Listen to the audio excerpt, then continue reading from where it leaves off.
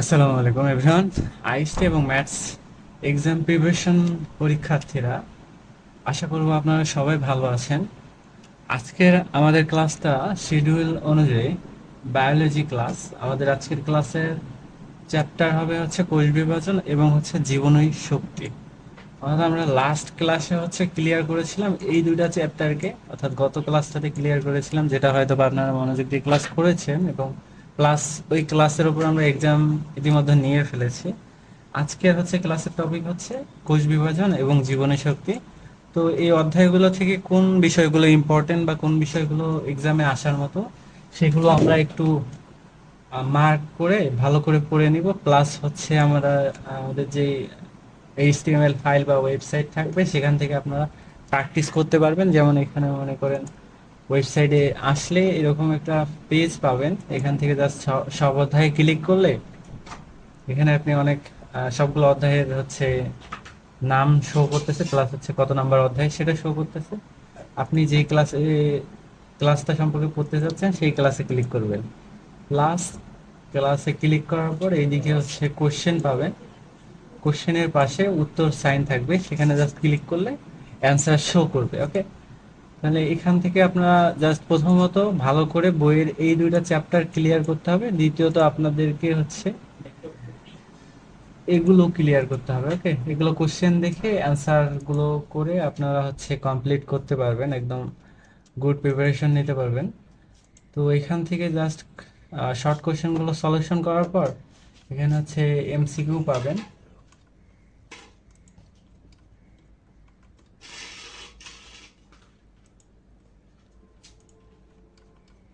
নিচের দিকে আসলে এমসিকিউ পাবেন। এই এমসিকিউ এই যে দেখেন, আমরা ইতিমধ্যে গত ক্লাসে বলে দিয়েছি যে টিস্যু কি। টিস্যু হচ্ছে একই ধরনের সমুদ্র জাতীয় কোষ সমষ্টি। তারপর হচ্ছে মেরিস্টম, মেরিস্টেম কি, জাইলেমের কাজ কি, ফ্লোয়েমের কাজ কি, অ্যাপিথেলিয়াল টিস্যু কি করে, অর্থাৎ এগুলো আপনারা প্র্যাকটিস করতে পারবেন এখান থেকে। আপনার ভুল হলে ভুল দেখাচ্ছে, প্লাস হচ্ছে রাইট হলে আপনার গ্রিন সাইন দিয়ে আপনাকে বলছে যে রাইট। ওকে, তো এইভাবে প্র্যাকটিস করবেন। তো চলেন আজকে আমরা হচ্ছে আমাদের ক্লাসে চলে যাচ্ছি, মেন ক্লাসে। তবে তার আগে যারা আমাদের পেইড ব্যাচে এখনো ভর্তি হননি, তারা দ্রুত আমাদের পেইড ব্যাচে ভর্তি হয়ে যান। আমাদের ক্লাস সর্বসময়ই আপনাদেরকে আমাদের বেস্ট দিয়ে ট্রাই করা হবে আপনাদের স্বপ্নের জায়গা বা স্বপ্নের ক্যাম্পাসে পৌঁছে দেওয়ার জন্য। সুতরাং ভালো করে ক্লাসগুলো মনোযোগ দিয়ে করেন এবং আমরা যে গাইডলাইন দিচ্ছি পুরোপুরি ফলো করেন। ইনশাল্লাহ আশা করা যায় আপনারা আপনাদের স্বপ্নের ক্যাম্পাসে যেতে পারবেন ইনশাল্লাহ। চলেন আজকের ক্লাসে আমরা চলে যাচ্ছি। চলুন প্রথমে আমরা তৃতীয় অধ্যায়ে পড়ব। তৃতীয় অধ্যায় শুরু হচ্ছে 50 পেজ থেকে। আপনারা আপনাদের বই এবং কলম নিয়ে বসে আমরা যেটাকে মার্ক করতে বলছি সেগুলোকে মার্ক করেন, ওগুলোই ভালো করে পড়তে হবে। তো আমরা 50 পেজে চলে যাই, চলো।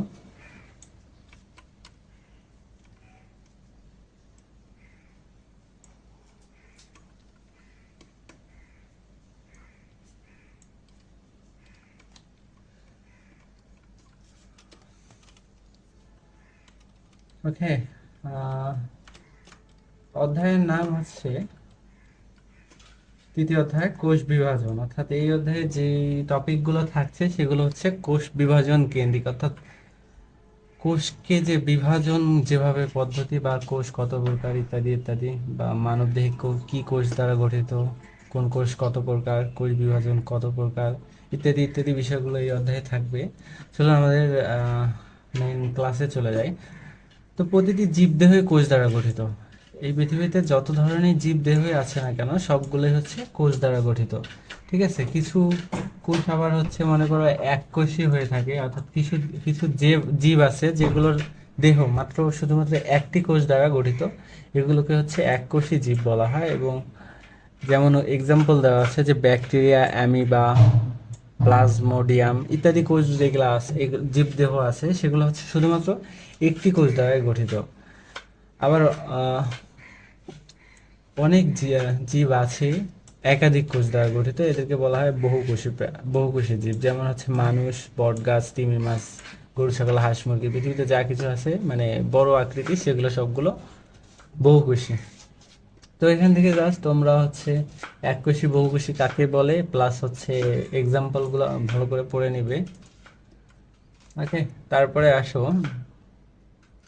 জীবের বৃদ্ধি ও প্রজননের উদ্দেশ্যে কোষ বিভাজনের মাধ্যমে কোষের সংখ্যা বৃদ্ধি ঘটে। অর্থাৎ জীবের যে বৃদ্ধিটা ঘটে সেটা কিসের মাধ্যমে ঘটে থাকে? এই কোষ বিভাজনের মাধ্যমে ঘটে থাকে। মার্ক করে নাও, আমি যেখানে মার্ক করে দিচ্ছি। তারপর দেখো জীবদেহের গুরুত্বপূর্ণ দুইটি হচ্ছে কোষ বিভাজন সম্পন্ন হয়ে থাকে, যার মধ্যে একটি হচ্ছে মাইটোসিস আর একটি হচ্ছে মিওসিস। এই দুই ধরনের কোষ বিভাজনের মাধ্যমেই হচ্ছে জীবদেহের হচ্ছে উৎপত্তি ঘটে বা জীবের বৃদ্ধি ঘটে থাকে। তারপর আসো মাইটোসিস কোষ বিভাজন প্রক্রিয়া। এই কোষ বিভাজন প্রক্রিয়ায় প্রকৃত বা সুকেন্দ্রিক কোষ একটি ধারাবাহিক প্রক্রিয়ায় বিভক্ত হয়ে দুটি অপত্য কোষে পরিণত হয়। এই কোষ বিভাজন প্রক্রিয়ায় প্রকৃত বা সুকেন্দ্রিক কোষ একটি ধারাবাহিক প্রক্রিয়ায় বিভক্ত হয়ে দুটি অপত্য কোষে পরিণত হয়। অর্থাৎ মাইটোসিস কোষ বিভাজন প্রক্রিয়ায় একটি কোষ দুইটি কোষে পরিণত হয় একটি ধারাবাহিক প্রক্রিয়ায়। মাইটোসিসের নিউক্লিয়াস একবার বিভাজিত হয় প্রায় সমানভাবে। অর্থাৎ এক নিউক্লিয়াসটা দুইটা যে অপত্য কোষের তৈরি করবে প্রত্যেকটাতে দুইটা সমান ভাগ তৈরি করছে। তারপর হচ্ছে ক্রোমোজোম একবার বিভাজিত হয়, সাইটোপ্লাজমও বিভাজিত হয় একবার। অর্থাৎ প্রত্যেকটি জিনিসে একবার করে বিভাজিত হয়ে দুইটি অপত্য কোষের তৈরি করে। ওকে, তারপর হচ্ছে চলো এই বিভাজন প্রকৃত নিউক্লিয়াস যুক্ত জীবদেহের কোষে ঘটে থাকে। অর্থাৎ প্রকৃত নিউক্লিয়াস যুক্ত, অর্থাৎ যে নিউক্লিয়াসটা একদম প্রপারলি গঠিত, এই ধরনের জীবের দেহকোষে হচ্ছে মাইটোসিস ঘটে থাকে। বিভাজনের ফলে কোষের সংখ্যা বৃদ্ধির মাধ্যমে উদ্ভিদের দৈর্ঘ্য প্রস্থে বৃদ্ধি ঘটে, এগুলো তোমরা জানো। তারপর হচ্ছে প্রাণীর দেহকোষে উদ্ভিদের বর্ধনশীল ভাজক অংশের ভাজক টিস্যু যেমন কাণ্ড, মূলের অগ্রভাগ, ভ্রূণ, মুকুল ইত্যাদি ইত্যাদি অংশে তোমার হচ্ছে মাইটোসিস কোষ বিভাজনটা ঘটে থাকে। আর এই মাইটোসিস কোষ বিভাজনটা ঘটে থাকে হচ্ছে মূলত কয়েকটি ধাপে, যেগুলোকে ধারাবাহিক প্রক্রিয়া বলা হচ্ছে। এই বিভাজনে প্রথমে কাইনেসিস অর্থাৎ নিউক্লিয়াসের বিভাজন ঘটে, পরবর্তীতে কালে হচ্ছে সাইটোকাইনেসিস অর্থাৎ সাইটোপ্লাজমের বিভাজন ঘটে। অর্থাৎ এটা দুইভাবে বিভক্ত হচ্ছে। প্রথমত হচ্ছে তোমার ক্যারিওকাইনেসিস অর্থাৎ নিউক্লিয়াস প্রথমত বিভাজিত হচ্ছে, পরে হচ্ছে সাইটোকাইনেসিস অর্থাৎ সাইটোপ্লাজম বিভাজিত হচ্ছে। বিভাজনের শুরুর দিকে কোষের নিউক্লিয়াসে কিছু প্রস্তুতিমূলক কাজ হয়। এই অবস্থাকে ইন্টারফেজ বা পর্যায় বলা হয়। অর্থাৎ বিভাজনটা যে হবে মাইটোসিস প্রক্রিয়া, এটার আগে নিউক্লিয়াসের হচ্ছে কিছু প্রস্তুতিমূলক কাজ করতে হয়। এই কাজকে বলা হচ্ছে ইন্টারফেস বা পর্যায়। ওকে, এই পর্যায়গুলোকে পাঁচটি ভাগে ভাগ করা যাচ্ছে: prophase, prometaphase, metaphase, anaphase, telophase. অর্থাৎ পাঁচটি ধাপে তোমার হচ্ছে এই বিভাজনটা সম্পন্ন হয়ে যাচ্ছে।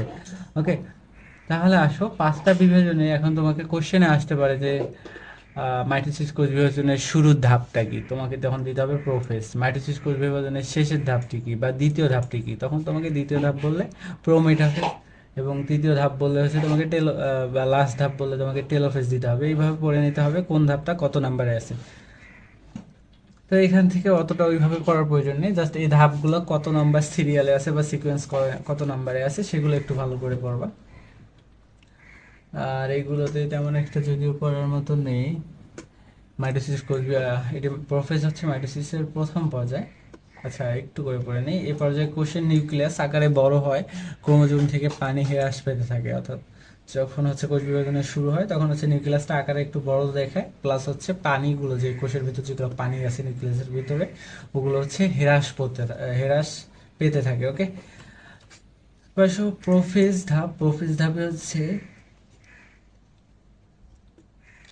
দেখো মেন ইম্পর্টেন্ট টপিক হচ্ছে দুই মেরু বিশিষ্ট স্পিন্ডল যন্ত্রের সৃষ্টি হয়। অর্থাৎ প্রোমেটাফেজ ধাপে হচ্ছে তোমার স্পিন্ডল যন্ত্রের তৈরি হয়। যেমন হচ্ছে এখানে দুইটা হচ্ছে চিত্র দেওয়া আছে, একটা প্রাণীকোষ, একটা হচ্ছে উদ্ভিদ কোষ। অর্থাৎ এটা প্রাণী কোষ আর এটা হচ্ছে উদ্ভিদ কোষ। ওকে, তাহলে প্রাণী কোষেরও দেখো এই যে এখানে যে একটা অংশ, প্লাস হচ্ছে এখানে যে একটা অংশ, এগুলোকে বলতেছে হচ্ছে স্পিন্ডল যন্ত্র। দুই প্রান্তে দুটি স্পিন্ডল যন্ত্রে তৈরি হয়। ওকে, স্পিন্ডল যন্ত্রের দুই মেরুর মধ্যবর্তী স্থানকে ইকুয়েটর বলা হয়। অর্থাৎ এই যে একদম মাঝামাঝি যে অংশটা এটাকে বলছি আমরা ইকুয়েটর। ওকে, কোষ কঙ্কালের মাইক্রো টিউবুল দিয়ে তৈরি স্পিন্ডল যন্ত্র তন্তুগুলো এক মেরু থেকে অপর মেরু পর্যন্ত বিস্তৃত, অর্থাৎ এই যে এখান থেকে এগুলো তন্তু দ্বারা বিস্তৃত থাকে, যেমন হচ্ছে এই যে তন্তুগুলো দ্বারা বিস্তৃত থাকে, অর্থাৎ এক মেরু থেকে আরেক মেরুতে। এ পর্যায়ে ক্রোমোজোমের সেন্টিমিয়ার স্পিন্ডল যন্ত্রের কিছু নির্দিষ্ট তন্তুর সাথে যুক্ত হয়। এই তন্তুগুলোকে আকর্ষণ তন্তু বলে। এই যে এই তন্তুগুলো দেখালাম, এইগুলোর মাধ্যমে যে যুক্ত হচ্ছে এগুলোকে বলছি আমরা আকর্ষণ তন্তু। ওকে, তারপরে দেখো এই যে প্রাণী কোষের স্পিন্ডল যন্ত্র সৃষ্টি ছাড়াও পূর্বে বিভক্ত সেন্ট্রিওল থেকে দুই মেরু অবস্থান করে, দুই মেরুতে অবস্থান করে, অর্থাৎ এই যে সেন্ট্রিওল যন্ত্র সৃষ্টি ছাড়াও এই যে এগুলো হচ্ছে দুই মেরুতে অবস্থান করতেছে প্লাস, এবং হচ্ছে সেন্ট্রিওল দুটির চারদিকে রশ্মি বিস্তৃত হয়। যে এখানে যেগুলো রে বা রশ্মি দেখতে পাচ্ছ এগুলোকে বলছি আমরা অ্যাস্টার রে। ওকে, তাহলে অ্যাস্টার রে কোন ধাপে তৈরি হচ্ছে? প্রোমেটাফেজ ধাপে। ওকে, এখন হচ্ছে মেটাফেজ হচ্ছে 3 নম্বর ধাপ। এটা হচ্ছে এই ধাপে হচ্ছে ক্রোমোজোমগুলো একদম স্পিন্ডল যন্ত্রের বিষুবীয় অঞ্চলে আসে, অর্থাৎ এই যে স্পিন্ডল যন্ত্র যেটা আছে এটা হচ্ছে একদম বিষুবীয়, অর্থাৎ মিডল বরাবর যে একটা লাইন আছে এই লাইনে চলে আসে। দেখো দুইটারে মিডল লাইনে চলে আসছে মেটাফেজ ধাপে। প্রতিটি ক্রোমোজোমে সেন্টিমিটার বিষুবীয় অঞ্চলে এবং বাহু দুই বিপরীত মেরু মুখী হয়ে অবস্থান করে, অর্থাৎ এই যে দেখো একদম হচ্ছে তোমার দাঁড়াও একদম মিডল পয়েন্টে আসছে, প্লাস হচ্ছে এই যে বাহুগুলো দেখা যাচ্ছে এগুলো হচ্ছে তোমার স্পিন্ডল যন্ত্রে বা মেরু অঞ্চল স্পিন্ডল যন্ত্রের দিকে মানে হচ্ছে কি বলবো দিকে মানে মুভমেন্ট করতেছে বা দিকে তাকায় আছে বা ওই দিকে আসলে ঝুঁকে পড়ার প্রবণতা দেখা যাচ্ছে। তো দেখো প্রতিটি ক্রোমোজোমের সেন্টিমিটার বিষুবীয় অঞ্চলে থাকে, একদম মিডল বরাবর যেটা আছে এটাকে বলছে সেন্টিমিটার। বাহু দুটি দুই মেরুমুখী হয়ে থাকে, অর্থাৎ এই যে বাহুগুলো দেখতেছো 4টা বাহু, দুইটা দেখো এই মেরুর দিকে, দুইটা এই মেরুর দিকে, এই দিকেও যদি দেখো সেম প্রসেস।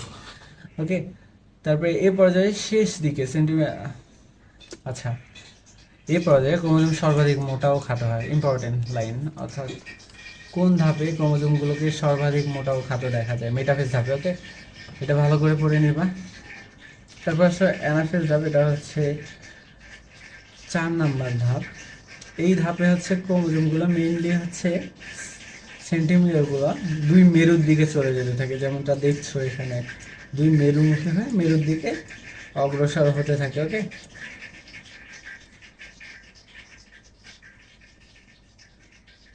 তারপর এই যে এই ধাপে যে চলে যাচ্ছে মেরুর দিকে যে যাচ্ছে, এই অবস্থাতে ক্রোমোজোমগুলোকে কি শেপের দেখা যায়? VLJ আই শেপের দেখা যায়। এটা একটু ইম্পর্টেন্ট, VLJ আই শেপের দেখা যায়। এদেরকে যথাক্রমে মেটাসেন্ট্রিক, সাবমেটাসেন্ট্রিক, অ্যাক্রোসেন্ট্রিক, টেলোসেন্ট্রিক বলে, অর্থাৎ এই যে VLJ আই শেপ ধারণ করে মেরুর দিকে অগ্রসর হচ্ছে এগুলোকে বলছি আমরা মেটাসেন্ট্রিক, সাবমেটাসেন্ট্রিক, অ্যাক্রোসেন্ট্রিক, টেলোসেন্ট্রিক। ওকে, তারপর আসো টেলোফেজ, এটি হচ্ছে মাইটোসিসের একদম শেষ পর্যায়ে। এখানে প্রোফেজের ঘটনাগুলো পর্যায়ক্রমে বিপরীতভাবে ঘটতে থাকে, অর্থাৎ প্রোফেজ ধাপে যেগুলো আমরা দেখেছিলাম যে কোথায় গেল প্রোফেজ ধাপ, এই ধাপে হচ্ছে কোষের নিউক্লিয়াস আকারে বড় হয়, তারপর হচ্ছে পানি হ্রাস পেতে থাকে। এই যে এই ধাপে এসে পানিগুলো যুক্ত হতে থাকে। আচ্ছা আমরা একটু পড়ি, এখানে প্রোফেজের ঘটনাগুলো একদম বিপরীত ঘটে। ক্রোমোজোমগুলোতে পানি যোজন ঘটে, আমরা যেটা বললাম। তারপর হচ্ছে সরু এবং লম্বা আকার ধারণ করে, অর্থাৎ ক্রোমোজোম যে প্রথম অবস্থায় ছিল নিউক্লিয়াসে একদম জট পাকানো, তেমন একটা আকার ধরতে শুরু করে টেলোফেজ ধাপে।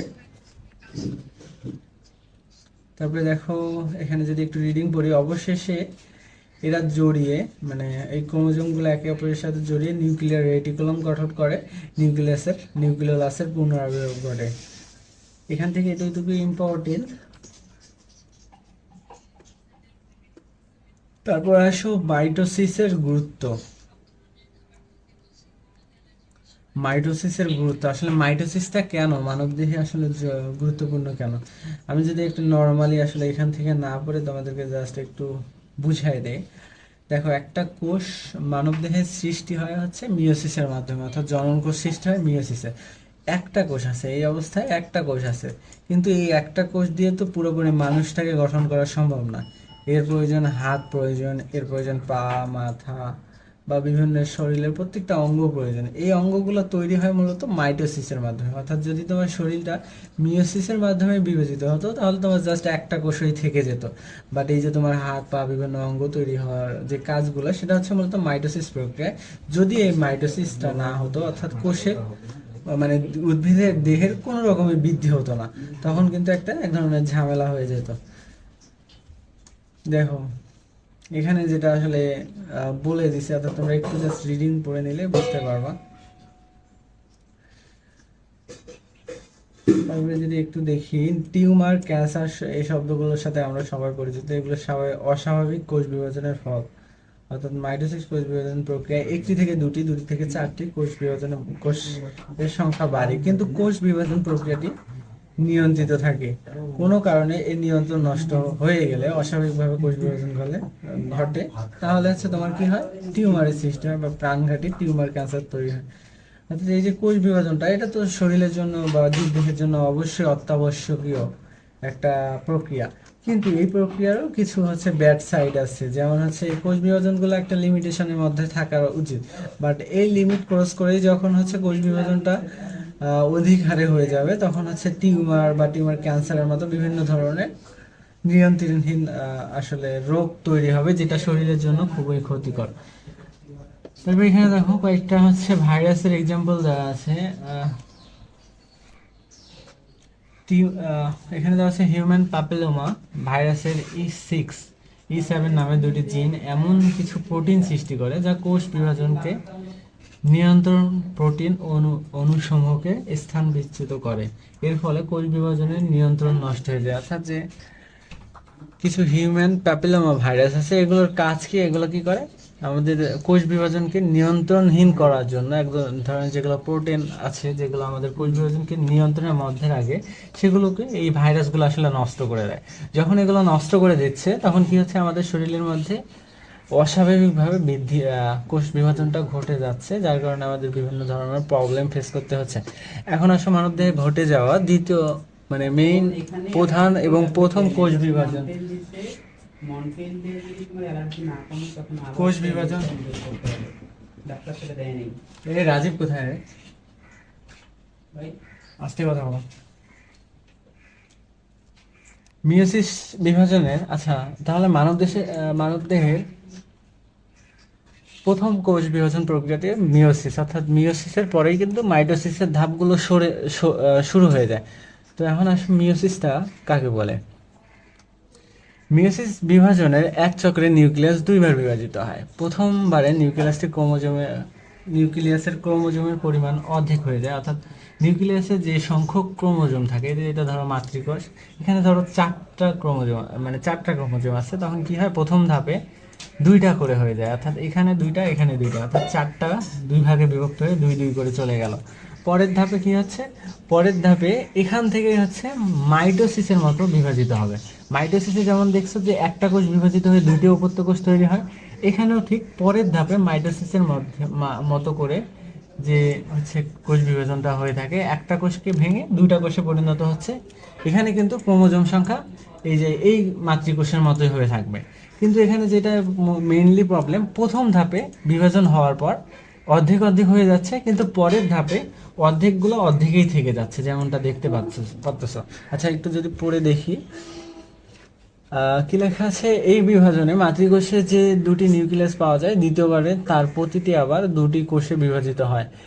এবার অবশ্যই ক্রোমোজোম সংখ্যা পরিমাণ সমান সংখ্যক থাকে, অর্থাৎ যেটা আমি একটু আগে বুঝাইলাম সেটাই বলতেছে যে, তারপর দেখো, তাই সব মিলিয়ে চূড়ান্ত ফল মিয়োসিস বিভাজনে একটি মাতৃকোষ থেকে চারটি কোষ পাওয়া যায়। অর্থাৎ এই যে একটা যে মাতৃকোষ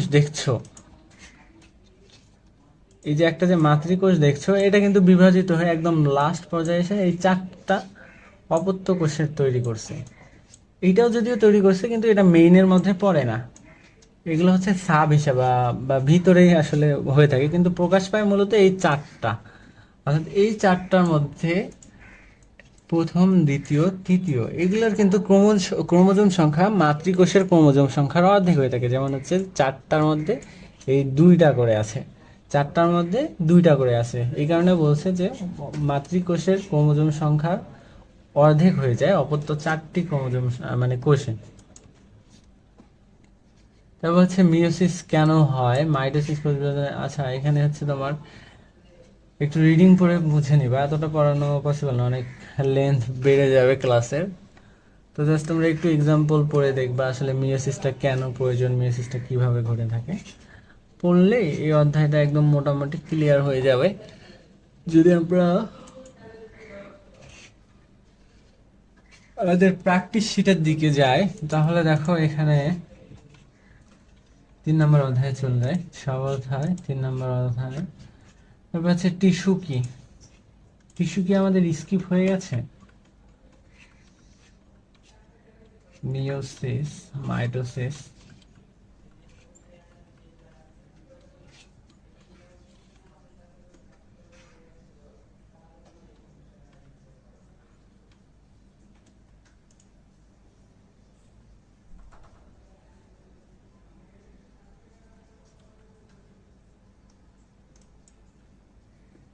আচ্ছা কোশ্চেনে মনে হয় কিছু একটা প্রবলেম হয়েছে, দাঁড়াও। 3 নম্বর অধ্যায় কি 4 অধ্যায় হয়ে ফেলছে?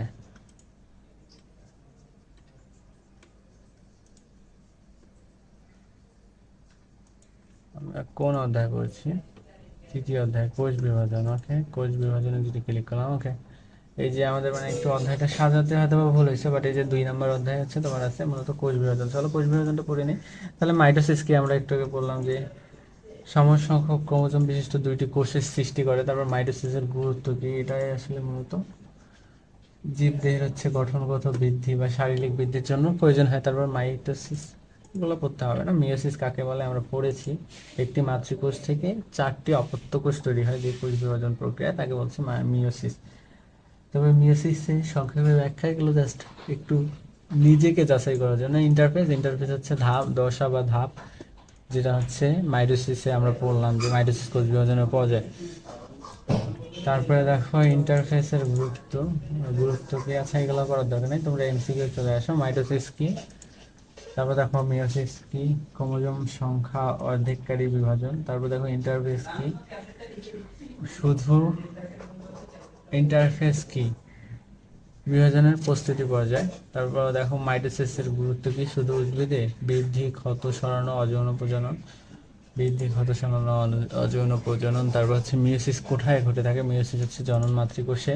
তারপর ক্রসিং ওভার কোথায় হয়ে থাকে, ক্রসিং ওভার হচ্ছে মানে আমি স্কিপ করে আসি, মিওসিসের প্রসেস হচ্ছে 2-এ থাকে। তারপরে দেখো সাইটোকাইনেসিস, সাইটোকাইনেসিস আমরা একটু আগে পড়ছি যে সাইটোপ্লাজমের বিভাজন। তারপর ক্যারিওকাইনেসিস, নিউক্লিয়াসের বিভাজন। তারপর হচ্ছে মাইটোসিস সম্পর্কিত সঠিক বক্তব্য কি, মাইটোসিস সমসংখ্যক কোষ সৃষ্টি করে। অবশ্যই মিওসিস সম্পর্কিত সঠিক বক্তব্য কি, ক্রোমোজোম অর্ধেক সংখ্যা ধারণকারী। তারপর ইন্টারফেস, আচ্ছা একই টাইপের কোশ্চেন, মাইটোসিসের গুরুত্ব সম্পর্কিত সঠিক। তারপর হচ্ছে দেখো মিওসিস কোথায় ঘটে, জন্ম। আচ্ছা একই কোশ্চেন মনে হয় এখানে কিছু রিপিট আছে, যদি পরের ধাপে যায়।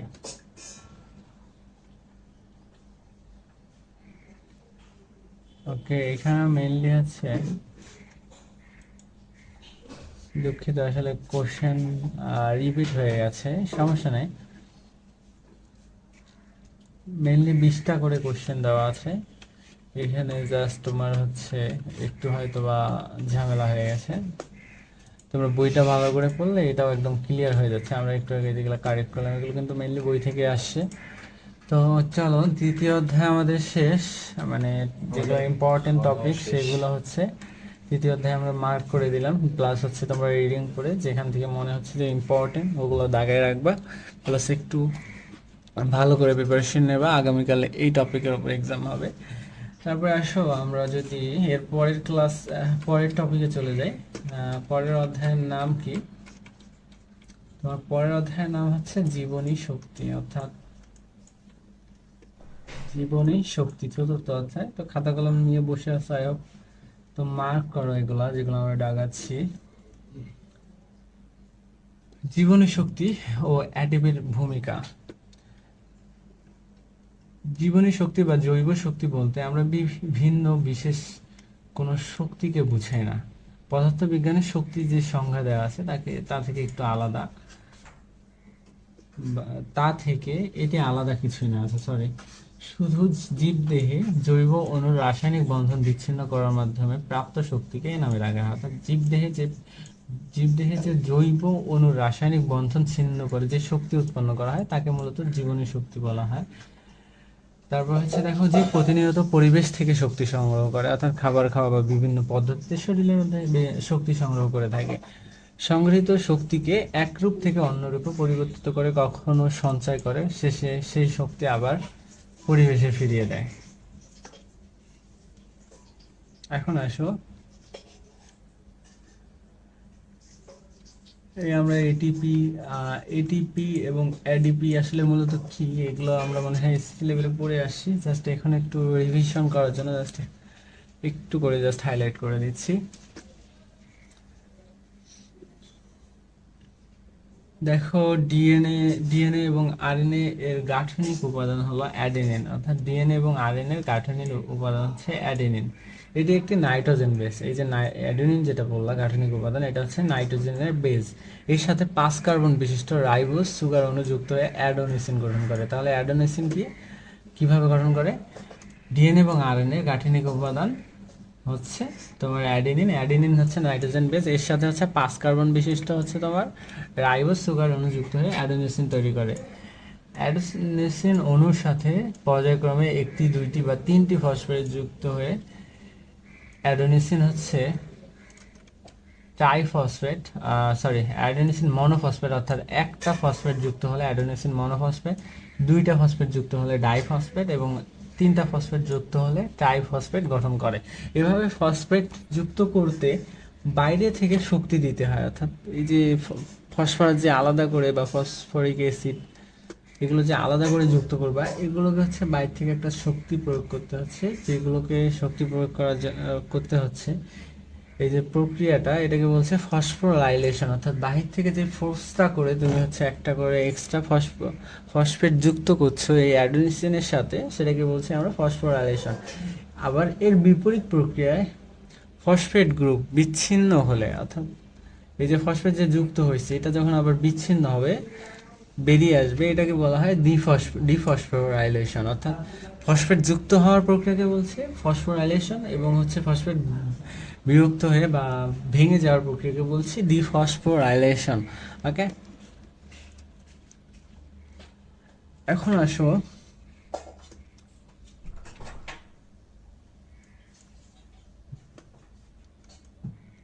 এটা মোস্ট ইম্পর্টেন্ট যে এটিপির অণুর প্রান্তীয় ফসফেট গ্রুপে এত কিলো ক্যালোরি শক্তি জমা থাকে পরিবেশ থেকে।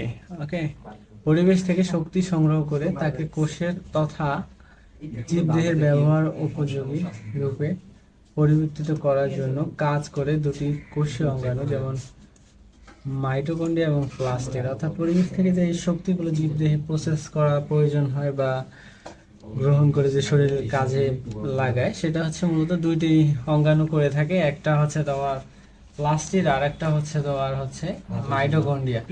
উভয়ের রয়েছে ইলেকট্রন ট্রান্সপোর্ট সিস্টেম। ওকে, তাহলে উভয়ের কি রয়েছে? ইলেকট্রন ট্রান্সপোর্ট সিস্টেম নামক এক সেট বিশেষ জৈব অণু, যাদের কাজ পুষ্টি উপাদান গ্লুকোজ অন্তর্বর্তীকালীন অণু ফসফেট গ্রুপের বন্ধনী শক্তি হিসেবে জমা করা। আবার এটিপি এর রাসায়নিক বন্ধন ভেঙে যে শক্তি বের হয়, সেই শক্তি জীবদেহের প্রতিটি জৈবনিক কাজ, অর্থাৎ মাংসপেশি সংকোচন, ইন্দ্রিয় অনুভূতি, খাবার খাওয়া, হজম, নিঃশ্বাস প্রশ্বাস ইত্যাদি, যেগুলো হচ্ছে কান্না বা দৈহিক বৃদ্ধি, যেগুলো যা কিছু আছে সেগুলো হচ্ছে কাজ সম্পন্ন করতে হেল্প করে আর কি। তারপরে দেখো এখানে দেখো আরেকটা মোস্ট ইম্পর্টেন্ট লাইন হচ্ছে জৈব মুদ্রা কাকে বলে। দেখো এই যে আমাদের শরীরে যে এক রিচার্জেবল ব্যাটারি বা এটিপি শক্তি জমা করে রাখে, একটু যদি আগে থেকে পড়ে তাহলে বুঝতে পারবো। আমরা যে খাবার খাই তা জারিত হয়ে সেই জারণ থেকে নির্গত শক্তি দ্বারা ফসফোরাইলেশন, অর্থাৎ এটি ফসফেট আলাদা হয়ে যাওয়ার মধ্যে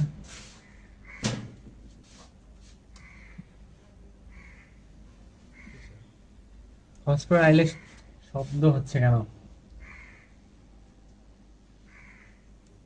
ফসফোরাইলেশনের মাধ্যমে আবার সেই ভাঙা দুটি টুকরো জোড়া লাগে এটিপি তৈরি করে। অর্থাৎ এটিপি যে হচ্ছে ভেঙে গেল বা আবার যে অটোমেটিকলি বাইরে থেকে আমরা যে খাবার খাচ্ছি সেটার মাধ্যমে তৈরি হচ্ছে, এই যে এই প্রক্রিয়াটা কিন্তু অটোমেটিকলি চলতেই থাকে শরীরের ভিতরে। যে এই কারণে এটাকে বলছে এক রিচার্জেবল ব্যাটারি। এই কারণে মূলত, আচ্ছা, এটাকে বলা হচ্ছে জৈব মুদ্রা বা শক্তি মুদ্রা। দেখো, এটিপি শক্তি জমা করে রাখে এবং প্রয়োজন অনুসারে অন্য বিক্রিয়ায় শক্তি সরবরাহ করে।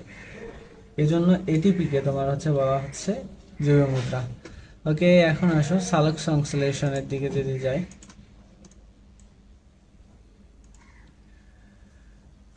সালোক সংশ্লেষণ মূলত কি যদি একটু বলি, উদ্ভিদ যে সূর্যের আলো ব্যবহার করে যে সূর্যের আলো এবং নিজের ভিতরে থাকা পানি ব্যবহার করে যে হচ্ছে কার্বোহাইড্রেট জাতীয় খাদ্য তৈরি করে, যেটা জীবদের জন্য অনেক উপকারী, সেই প্রক্রিয়াটাকে বলছি আমরা সালোক সংশ্লেষণ। দেখো এখানে ভালো করে সংজ্ঞা দেওয়া আছে। সবুজ উদ্ভিদ একটি গুরুত্বপূর্ণ বৈশিষ্ট্য হলো এরা সূর্যালোকের উপস্থিতিতে কার্বন ডাইঅক্সাইড ও পানি থেকে কার্বোহাইড্রেট বা শর্করা জাতীয় খাদ্য তৈরি করে। সবুজ উদ্ভিদ কার্বোহাইড্রেট জাতীয় খাদ্য তৈরি হওয়ার এই প্রক্রিয়াকে সালোক সংশ্লেষণ প্রক্রিয়া বলে। এই প্রক্রিয়ায় আলোক শক্তি রাসায়নিক শক্তিতে রূপান্তর হয়। অর্থাৎ এই প্রক্রিয়া কি হচ্ছে, আলোক শক্তি রাসায়নিক শক্তিতে রূপান্তর হচ্ছে। সবুজ উদ্ভিদে প্রস্তুত খাদ্য উদ্ভিদ নিজে বেঁচে থাকার জন্য বিপাকীয় মানে প্রয়োজনীয় যেগুলো লাগে সেগুলো নিজে গ্রহণ করে নিজের হচ্ছে বেঁচে থাকা বা বিভিন্ন কাজে প্রয়োজন অনুযায়ী লাগায়, এবং এক্সট্রা যেগুলো থাকে এগুলো হচ্ছে পাতা বা ফুল ফল কাণ্ডে হচ্ছে সঞ্চালন করে রাখে। যার ফলে হচ্ছে মানব জাতি, যার উপর অনেকটাই অস্তিত্ব মানব জাতি নির্ভর করে থাকে। সালোক সংশ্লেষণের প্রয়োজনীয় উপকরণ জাস্ট একটু বলে নাও, যে ক্লোরোফিল, আলো, পানি, কার্বন ডাই অক্সাইড ইত্যাদি ইত্যাদি, এগুলো হচ্ছে সালোক সংশ্লেষণের প্রয়োজনীয় উপাদান। তারপর হচ্ছে সালোক সংশ্লেষণ একটি জৈব রাসায়নিক প্রক্রিয়া। সালোক সংশ্লেষণ কি প্রক্রিয়া? একটি জৈব রাসায়নিক প্রক্রিয়া। তারপর দেখো, পাতার মেসোফিল টিস্যু সালোক সংশ্লেষণ প্রক্রিয়ার প্রধান স্থান। পাতার মেসোফিল টিস্যু সালোক সংশ্লেষণের প্রধান উপাদান। তাহলে কোন স্থানে সালোক সংশ্লেষণ হয়? পাতার মেসোফিল টিস্যুতে। এটা মোস্ট ইম্পর্টেন্ট, ভালো করে পড়ে নিবা। তারপর দেখো, এই যে সালোক সংশ্লেষণ প্রক্রিয়াটা আছে, সালোক সংশ্লেষণ যে প্রক্রিয়াটা আছে এটা একটা জটিল এবং দীর্ঘ প্রক্রিয়া। 1905 সালে ইংরেজ শরীর তত্ত্ববিদ ব্ল্যাকম্যান এই প্রক্রিয়াকে দুইটি ভাগে ভাগ করে। একটা হচ্ছে আলোক নির্ভর পর্যায় এবং আলোক নিরপেক্ষ পর্যায়। অর্থাৎ একটা হচ্ছে আলোর উপস্থিতি ঘটে থাকে, আর একটা হচ্ছে আলো ছাড়াই ঘটে থাকে। যেমন এখানে যদি আমরা দেখি, আলোর উপস্থিতিতে যদি আমরা দেখি, এটাকে বলছে আলোক পর্যায়। তাহলে আলোক নির্ভর পর্যায়ের জন্য আলো অপরিহার্য, অর্থাৎ এই পর্যায়ে আলো অবশ্যই প্রয়োজনীয়। এই পর্যায়ে সৌরশক্তি অর্থাৎ আলোকে রাসায়নিক শক্তিতে রূপান্তর করা হয়। এই প্রক্রিয়ায় এডিপি মানে অ্যাডিনোসিন ট্রাইফসফেট অর্থাৎ 3টা ফসফেট কিন্তু আছে, নাট পিএইচ বিজারিত হয়ে হাইড্রোজেন উৎপন্ন হয়। অর্থাৎ এইগুলো হচ্ছে বিজারিত হয়ে হাইড্রোজেন উৎপন্ন করে। এই রূপান্তরিত শক্তি এটিপির মধ্যে সঞ্চারিত হয়। ট্রাইফসফেট অর্থাৎ অ্যাডিনোসিন ট্রাইফসফেটের মধ্যে সঞ্চারিত হয়। ওকে, এখান থেকে অতটা ডিপলি পড়ার দরকার নেই। তারপর দেখো, আলোক নিরপেক্ষ পর্যায় বা অন্ধকার পর্যায়।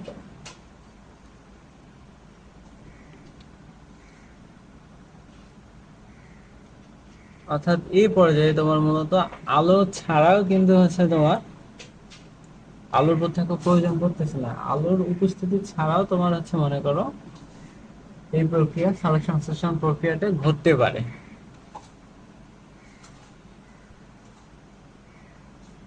এটাকে আবার হচ্ছে কয়েকটি ধাপে ভাগ করা আছে, যেমন ক্যালভিন চক্র, স্ক্ল্যাক চক্র, তারপর হচ্ছে হ্যাচ স্ক্ল্যাক চক্র। তারপর দেখো, সালোক সংশ্লেষণ আলোর ভূমিকা থেকে এখানে হচ্ছে আলো হচ্ছে দুইভাবে আলো অনেকভাবে প্রভাব ফেলাচ্ছে।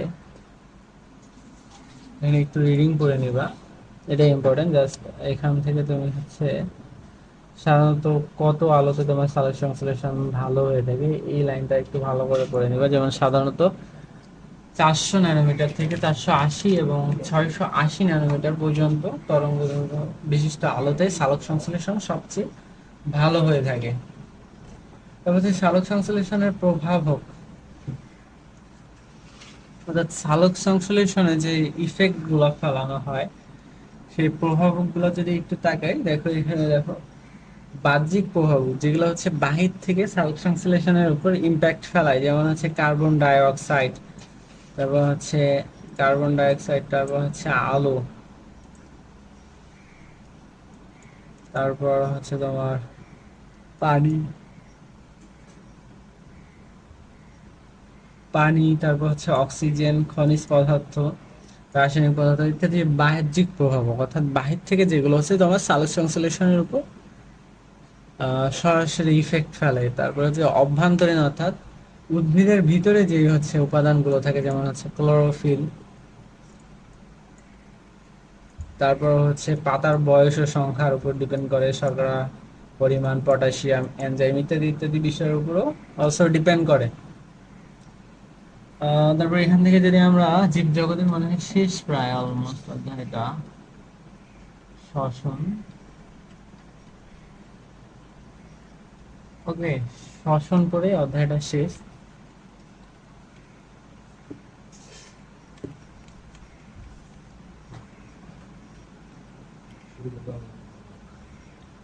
তো দেখো, বায়ুতে অক্সিজেনের পরিমাণ 20.95 20.95 ভাগ থাকে এবং কার্বন ডাই অক্সাইড গ্যাসের পরিমাণ এত ভাগ থাকে। এটা ইম্পর্টেন্ট, একটু ভালো করে পড়ে নিবা।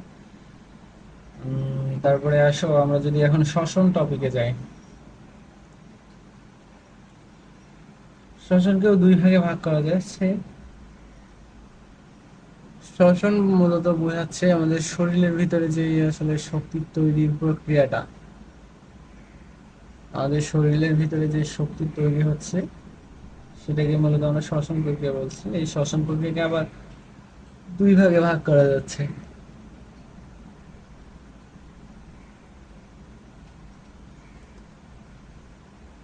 আচ্ছা, এখান থেকে একটু যদি তোমাদেরকে রিডিং করে বলি তাহলে একটু ভালো করে বুঝবে হয়তো।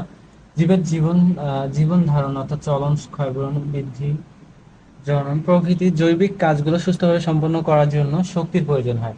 আমরা এর আগে জেনেছি শক্তির প্রধান উৎস হচ্ছে সূর্যালোক। সালোক সংশ্লেষণের সময় সূর্যের আলো ব্যবহার করে হচ্ছে এনার্জি জমা করে রাখে, মানে উদ্ভিদে। খাদ্যের মধ্যে সঞ্চিত এই ধরনের শক্তি জীব ও তার জীবন ধারণের জন্য সরাসরি ব্যবহার করতে পারে না। অর্থাৎ এই যে এই শক্তিগুলো যে আমরা সালোক সংশ্লেষণ করলো উদ্ভিদ, সেগুলো থেকে যে আমরা গ্রহণ করব যে গাছপালাগুলো বা শাকসবজি ফলমূল থেকে, এগুলো কিন্তু আমরা ডিরেক্টলি আমাদের শরীরে কাজে লাগবে না। শ্বসনের সময় জীবদেহের এই স্থিতি শক্তি, রাসায়নিক শক্তি এটিপি হিসাবে তাপ রূপে মুক্ত হয়। অর্থাৎ এই শক্তিগুলো আমাদের শরীরে ব্যবহার করার জন্য মূলত শ্বসন প্রক্রিয়াটি কাজে লাগে। তারপরে দেখো শ্বসনের প্রকারভেদ। শ্বসনকে দুই ভাগে ভাগ করা যাচ্ছে, একটা হচ্ছে সবাত শ্বসন প্লাস হচ্ছে আর একটা হচ্ছে অবাত শ্বসন। তাহলে শ্বসনকে কয় ভাগে ভাগ করা যাচ্ছে? সবাত শ্বসন এবং অবাত শ্বসন দুই ভাগে ভাগ করা যাচ্ছে। এখানে যদি দেখো,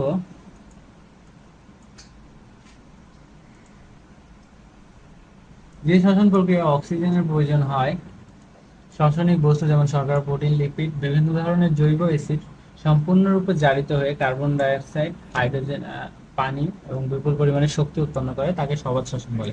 সবাত শ্বসন তাহলে কাকে বলছি? যে শ্বসন প্রক্রিয়ায় অক্সিজেনের প্রয়োজন হয়, রাসায়নিক বস্তু শর্করা ইত্যাদি ইত্যাদি বিষয়, লিপিড, প্রোটিন ইত্যাদি বিষয় সম্পূর্ণরূপে জারিত হয়ে carbon die oxide, hydrogen, H2O ও বিপুল পরিমাণে শক্তি উৎপন্ন করে, তাকে সবাত শ্বসন প্রক্রিয়া বলে।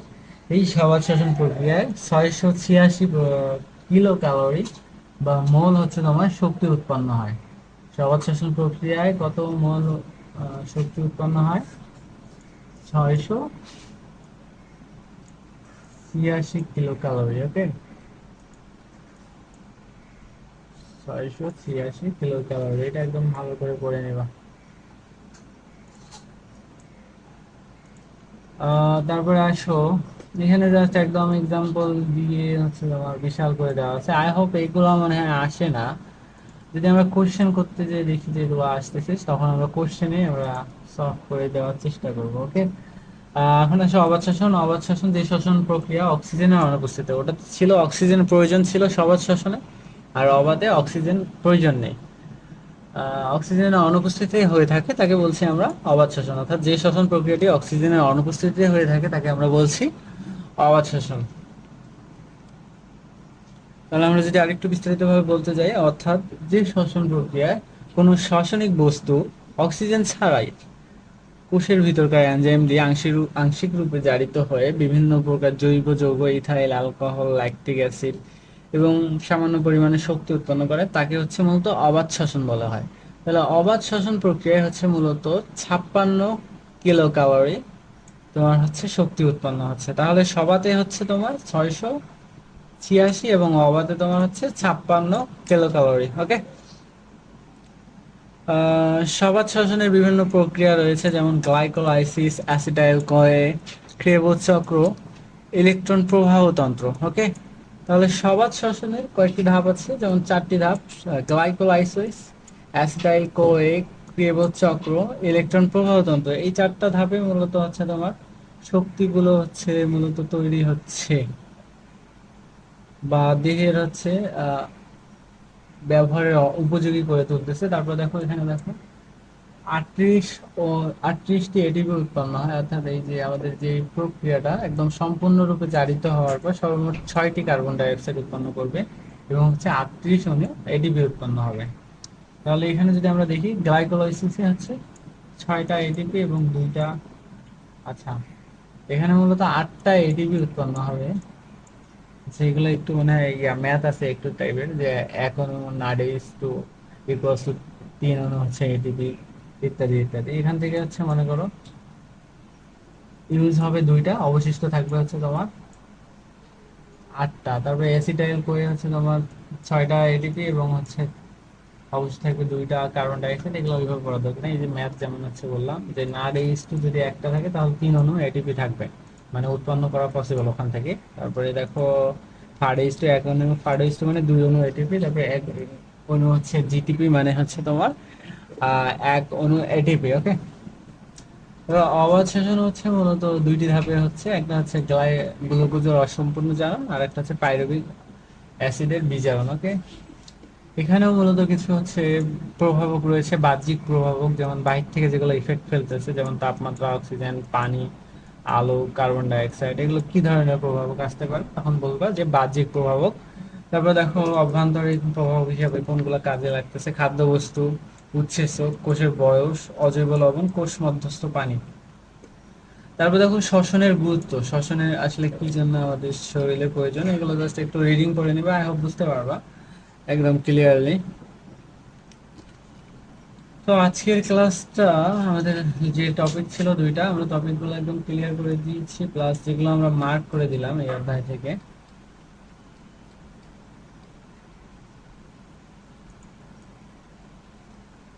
এই অধ্যায়ে আমরা যে 2টা অধ্যায় ক্লিয়ার করলাম বা দাগাই দিলাম, তোমাদেরকে বুঝাই দিলাম, এগুলো আসলে মার্ক করে দিলাম। তোমরা একটু ভালো করে বাসায় মার্ক করে নিবে, প্লাস হচ্ছে পড়ে নিবে, কালকে এক্সাম হবে। আর এক্সামে তোমাদের বেস্ট দিয়ে ট্রাই করো তোমাদের ভালো পারফরমেন্স আনার জন্য। তো আমাদের হচ্ছে মনে হয় ওয়েবসাইটে কিছু প্রবলেম দেখা যাচ্ছে, এগুলো সলভ করে তোমাদেরকে একসাথে দিতে হবে। তার আগে দিলে মূলত তোমরাও কনফিউজড হয়ে যাবা। এমসিকিউ গুলো নিয়ে মূলত ঝামেলা, দেখলাম যে এমসিকিউ গুলো রিপিট হয়ে যাচ্ছে, তো এগুলো আমরা সলভ করার চেষ্টা করছি। টাইপিং মিস্টেক হতে পারে।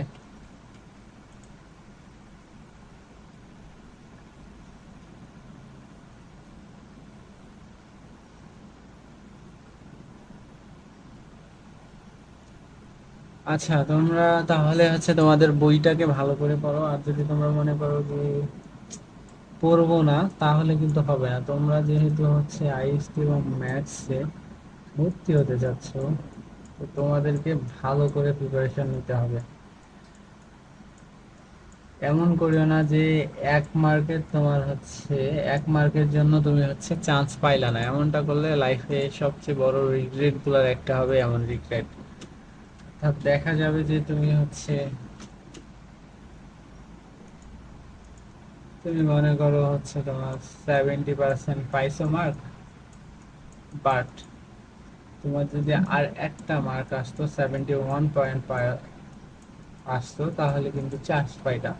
তো লাইফের সবচেয়ে বড় রিগ্রেট গুলো হয় এরকম, যে আর একটু যদি স্ট্রাগল করতাম, আর একটু যদি ভালো করে পড়তাম, তাহলে আমার হয়তো বা ড্রিমের জায়গাটা যেতে পারতাম। এই জন্য আমি বলছি তোমাদেরকে একদম ভালো করে মনোযোগ দিয়ে পড়তে হবে, কেননা তোমাদের যদি আজকে গাফিলতি করো তাহলে হয়তো বা তোমাদের স্বপ্নের জায়গায় যেতে পারবে না। তো তোমরা তোমাদের ক্লাসগুলো মনোযোগের সাথে করবে, এবং প্লাস হচ্ছে যেগুলো আমরা এক্সাম যেভাবে নিচ্ছি এক্সামগুলো অ্যাটেন্ড করো, এবং এক্সামে সর্বোচ্চ ট্রাই করো 100% মার্ক গেইন করার জন্য। কোনোভাবেই যাতে হচ্ছে তোমার 90%, 90%-এর নিচে না হয়। এই 90%-এর অলওয়েজ টার্গেট থাকবে তোমার আপে যাইতে, ঠিক আছে? সর্বোচ্চ ট্রাই করো যে সব সব এক্সামে সব সময় 90% আপ করার। কেননা যত এক্সাম ভালো করে দিবা, প্লাস হচ্ছে যত ভালো করে প্রিপারেশন নিবা, ততই তোমার হচ্ছে আইএসটি ম্যাথস এর এক্সামে হচ্ছে আইএসটি ম্যাথস এ ভর্তি হওয়ার শিওরিটিটা ততই বাড়বে, তোমার কনফিডেন্স ভিতর থেকে আসবে। সুতরাং তোমরা ভালো করে করো, ভালো করে প্রিপারেশন নাও। আই হোপ তোমরা ভালো থাকবে। আজকের মতো ক্লাসটা এতটুকুই, ভালো করে প্রিপারেশন নাও। গুড বাই, আসসালামু আলাইকুম।